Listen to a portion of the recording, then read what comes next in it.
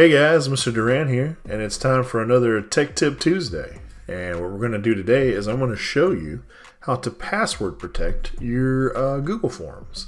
And so if you do any testing in Google Forms, this is a really good way to password protect them so the students can't access Google Forms without your express permission. Now, one way that you can control access to Google Forms and tests is through Google Classroom. But let's say you have to push it live for some reason, to make it available for everyone for some reason, but you still don't want students to have access to it. One easy way to do that is to password protect it. So what you can do is, I'm going to turn off my lockdown browser here for just a second so you can kind of see what this is going to look like live.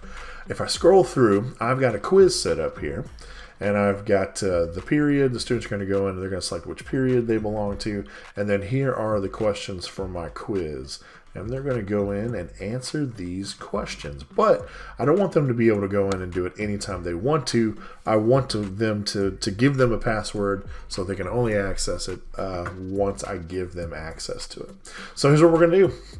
I'm going to click on period here, and I'm going to go to this section right here that says add section. And what that's going to do is it's going to separate this first page with the period from the rest of the quiz.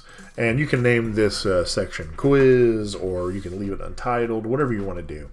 But this is, I'm going to bold this and underline it so that they know that that's the actual bulk of the quiz. Now what I'm going to do is right here under the period section, I'm going to add a question, and I'm going to switch this to, you can either do short answer or paragraph. Paragraph is probably easier because then you can get longer passwords. And then what I'm going to do is a few things. First, I'm going to say enter password here, or maybe with a semicolon. And then I'm going to make sure this is a required question. I want to make it required because if you don't make it required, it will be possible to skip this question. And I want this question to be a barrier so the kids can't go on to the next section. So I'm going to make this required, and then I'm going to go down here to this little section called response validation.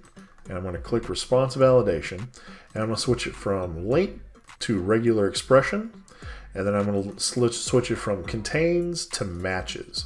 And then here, under pattern, this is where I'm going to put my password. So I'm going to put my password George Washington. And then this is the little message that pops up if the incorrect password is put in. And so I'll just say incorrect password. Now what I'm going to do is go under answer key here, and I'm going to turn off the points because I don't want any additional points added to this.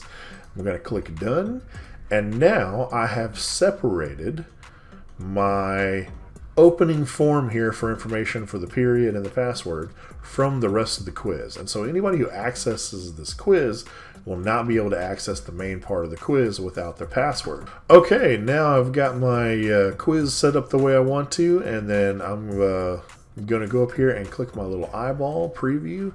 I have turned off the lockdown browser so that we can access it easily, so I can show you what is going to be seen on the student side. And so if I go in, you can see what the students are going to see.